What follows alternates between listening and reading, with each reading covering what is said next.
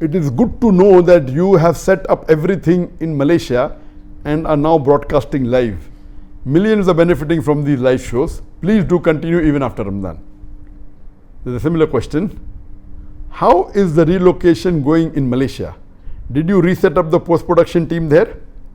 A similar question from Shua from Dhaka, Bangladesh. Dr. Zakir Naik, you are my hero. You don't know how much I was missing you. And finally you came live. I have a lot of questions to ask. First is, how often am I going to see my hero? Please continue this live talks always. There are basically two questions.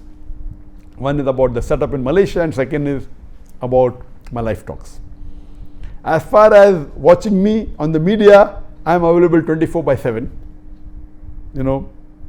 Not on the Peace TV. Peace TV English I come approximately 18% of the time, and Peace TV Urdu maybe 14%, but you can go to the Peace TV app and there you can see all the programs you have missed for the last 1 week.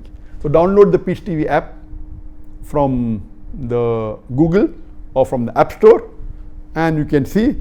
You can go on the YouTube. There are about 2,000 videos of mine uploaded on the channel. You can go on the Facebook. You can watch me 24/7, alhamdulillah. As far as the live sessions are concerned, we never had live sessions on Peace TV except for the lectures and the conferences, which was, on average a few times in a year. But alhamdulillah, in this month of Ramadan, as you may be aware, I am twice a week live. That is 9 times in this month of Ramadan, alhamdulillah. After Ramadan, inshallah, I have decided I will come live on this Peace TV network as well as my social media once a week, every Saturday. Saturday is the most important day for the maximum viewership, and I will try and have the program on the prime time. The prime time in most of the world is from 8:30 to 11 o'clock, more close from 9 to 10:30. And as you know that more than 50% of the viewership, whether it be on the Peace TV, more than 50% on the Facebook, on the YouTube, is from the Indian subcontinent, Bangladesh, Pakistan and India. So when it's prime time there, it will be in Malaysia 11:30. So every Saturday, inshallah, after Ramadan ends, I'll be live having a similar section by the topic, Ask Dr. Zakir. It will start at 11:30, inshallah, Malaysia time. That would be, the GMT would be 3:30. In Bangladesh, it will be 9:30, a prime time. In India, it would be 9 o'clock, again prime time, and Pakistan 8:30, again prime time. But in Malaysia, it would be 11:30, and in Indonesia, where again we have a viewership, would be 8:30. And inshallah, it will be every Saturday. Maybe few times in a year, due to my busy schedule, we may have to avoid the live session. But inshallah, if Allah will, we'll continue throughout the year. Every Saturday, GMT 3:30 for 1.5 hours. Ask Dr. Zakir, and this would only contain question answer session. It will not have a talk in the start. It will have a question answer session exclusively, mainly questions asked on comparative religion, question asked by non-Muslims, question asked on science, on other aspects, on logical questions which the non-Muslims attack Islam with, so that the Muslims can continue doing the dawah and propagation. Regarding the second part of the question, that how did I set up in Malaysia and I've relocated and maybe now everything is set up and we have a big team here. Let me tell you that in Malaysia at present, I have only 2 full-time paid employees. As far as this setup is concerned, I am the director, I am the DOP, director of photography, I am the cameraman, I am the light man, I am the setting man. It is Allah subhanahu wa ta'ala who is helping me. And lastly, I am also the speaker.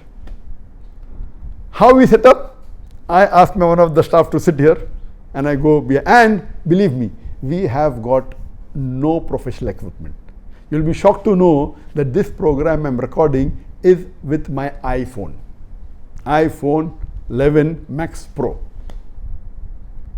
The only equipment I purchased is the stand for my iPhone, which costs less than $50 and the microphone, which costs less than $25. That's it. There was a time a few years back in 2015 and 16, we had the best equipment of the world. We had 8K cameras, 4K cameras, film cameras. Each camera costing about $250,000, more than $1 million ringgit. More than approximately 2 crore Indian rupees and 4 crore Pakistan rupees, one camera. And we had 18 cameras, all of it now is in custody of the NIA of India. They illegally, they confiscated all the camera, which what does the camera got to do with the allegations against me? But this is how they want to stop the activity, but Allah has His ways. Alhamdulillah, I am recording with an iPhone, with this microphone of less than $25 and the stand of less than $50 US. There is no professional person. Alhamdulillah, Allah has given me the passion for which I am involved in many technical aspects, and I was also involved as the technical head of the Peace TV, Alhamdulillah. And I'm using that knowledge with no professional equipment, with home lighting. You can see that there are no shadows. That's very important. You may have the best camera in the world, but the lighting is poor, it will be atrocious. Here we have an iPhone. And all this, it is home. These plants are from home. This chair is from home. The curtain is home. There is no studio. And while I was doing recording with one of the satellites, they said, MashaAllah, your setting is better than the studio. I don't agree it's better, but it is good, Alhamdulillah. And you cannot compare with the recording of Peace TV. That was par excellence. We had the best equipment in the world. But yet, this recording, Alhamdulillah, is better than most of the recording done for the Islamic programs world over. I have been to many studios of Islamic channels and Islamic organizations. Alhamdulillah, summa alhamdulillah, with all the limitations we have, yet mashallah, it's better than most. It's not the best. And what do? I ask my one staff, I ask him to sit on this chair. I go behind the camera, I do the setting, we do the lighting, and then see how much is the headspace on top. And then afterwards I come, he only presses the button. So this is mainly because of the help of Allah and the support of Allah. So this is just to show you that money is not the requirement for doing dawah. And I always said this in the past, and I also say in my dawah training program, out of the 10 most important things, the least important 10th is money. Allah's help is the most important. And in Bombay, we had the largest private dawah organization in the world, more than 500 full-time paid employees only in Bombay. Outside Bombay, in India, another 100. I was outside India, another many. So total about 650 people. In Bombay alone, we had more than 500 employees, and now I have only 2, less than 0.5%. Yet we are continuing our dawah. I have got additional 2 staff on the social media overseas, and maybe 5 staff for the Peace TV network technically uplinking. That's it.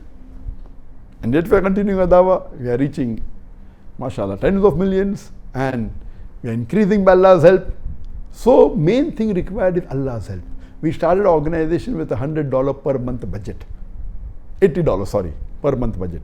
With a $1,000 a year. And in a span of next several years, it became the largest and the biggest private dawah organization, alhamdulillah.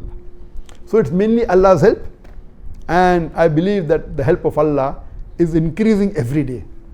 The difficulties are there, but Allah has blessed me so much. As far as my personal life is concerned, it is becoming better every day. It is multiple times better than what it was in India. And Allah is helping us multiple times more. And even if we thank Allah billions of times, trillions of times, it will not be sufficient. It's hadha min fazli rabbi. It's only because of the grace of Allah subhanahu wa ta'ala.